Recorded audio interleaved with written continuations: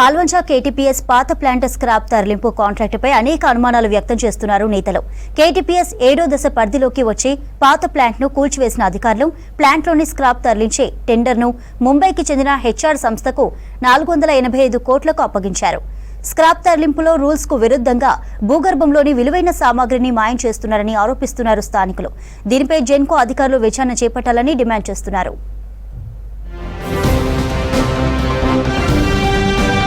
భద్రాద్రి కొత్తగూడెం జిల్లా పాల్వంచ కేటీపీఎస్ పాత plant scrap తరలింపు కాంట్రాక్టుపై అనేక విమర్శలు వస్తున్నాయి.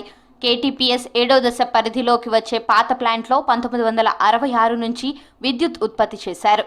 విద్యుత్ ఉత్పాదనలో సాంకేతిక మార్పులతో గతంలో వినియోగించిన టెక్నాలజీ నిలిపివేసి సూపర్ క్రిటికల్ టెక్నాలజీ తీసుకొచ్చారు.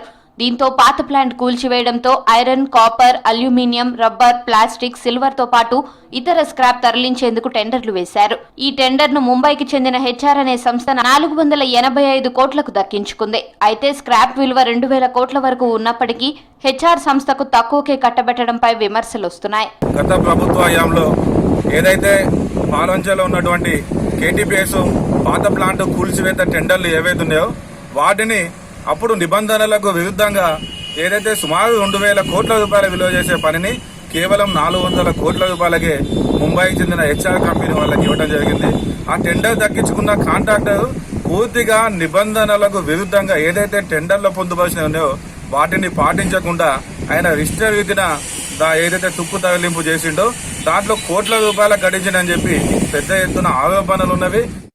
ప్లాంట్ కూల్చివేత, స్క్రాప్ తరలింపు ప్రక్రియలో నిబంధనలు ఉల్లంఘించారంటున్నారు స్థానిక నేతలు. కోట్లాది రూపాయల విలువైన స్క్రాప్ను తరలించడంలో నిబంధనలు పాతర వేస్తున్నారని అంటున్నారు. కేటీపీఎస్ 7వ దశలో ఏది జరిగినా గోప్యంగానే ఉంటోందని, అది అలుసుగా తీసుకుని స్క్రాప్ తరలింపులో రూల్స్ పాటించడం లేదని చెప్తున్నారు. వాస్తవానికి పాత ప్లాంట్లో పైభాగంలోని నిర్మాణాలను కూల్చడం, వాటిని తరలించడం వరకే టెండర్లో ఉందని, కానీ భూగర్భంలోని విలువైన సామగ్రిని సైతం మాయం చేశారని ఆరోపిస్తున్నారు. కేటీపీఎస్లో జరిగే అవకతవకలు, కేటీపీఎస్లో జరిగే అవినీతి మీద ప్రధానంగా చర్చ జరుగుతూ ఉంది. ఈ మధ్య కాలంలోనే 7th స్టేజ్ కట్టారు. 7th స్టేజ్ పర్మిషన్ ఇచ్చేటప్పుడే పాత ప్లాంట్లుగా ఉన్న ఏదైతే ఉందో ఆ ప్లాంట్ని డిస్మాంటిల్ చేయాలనే కండిషన్తో కొత్త ప్లాంట్కి పర్మిషన్ ఇచ్చారు. ఆ నేపథ్యంలో దాన్నే వరంగా చేసుకొని కేటీపీఎస్ యాజమాన్యం సీఎండీ దగ్గర నుంచి మొదలుపెట్టి ప్రభుత్వంలోని పెద్దలు కూడా దాన్ని ఒక ఆసరాగా తీసుకొని డిస్మాంటిల్ చేయడానికి నామినేషన్ మీద ఒక కంపెనీకి డిస్మాంటిలింగ్ వర్క్ ఇచ్చారు.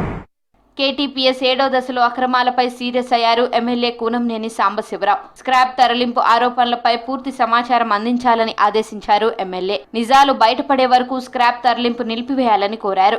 అధికారులు మాత్రం ఆదేశాలను లెక్క చేయకుండా స్క్రాప్ తరలిస్తున్నారు.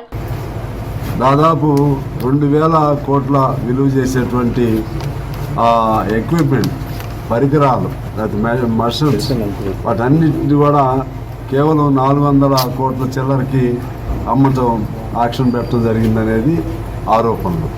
ఆ ఆరోపణకు సంబంధించి వాళ్ళు అసలు దీన్ని అసెస్ చేసే, వాల్యూని అసెస్ చేసే కంపెనీ ఎవరు నియామకం చేశారు, ఇవన్నీ కూడా విచారణలో తేలాల్సి ఉంది. 485 కోట్లకి ఈ టెండర్లు పిలవడం జరిగింది. వాస్తవంగా దాని విలువ చూస్తే 2000 కోట్ల రూపాయలు పైచులకు విలువ ఉన్న దాన్ని అతి తక్కువగా మరి టెండర్ ఎందుకు పిలిచారో అది గత ప్రభుత్వం దాన్ని తప్పిదమన్నా కావాలి, లేదా అధికారుల మాయాజాలం అన్నా కావాలి. ఇది ఎవరు తిన్నారు? ఈ సంబంధం ప్రజల సొమ్ము దుర్వినియోగం చేశారు. స్క్రాప్ తరలింపు ఆరోపణలపై జెన్కో అధికారులు స్పందించకపోవడాన్ని తప్పుపడుతున్నారు నేతలు. 100 కోట్ల సంస్థ సొమ్ము దోపిడీకి గురవుతున్నా అధికారులు ఎందుకు చర్యలు తీసుకోవడం లేదని ప్రశ్నిస్తున్నారు. దీనిపై గతేడాది ఏప్రిల్లో కమిటీ వేసినా విచారణ ఎంతవరకు పూర్తయిందో బయట పెట్టడం లేదంటున్నారు. అధికారులు స్పందించి నిజానిజాలు బయట పెట్టాలంటున్నారు.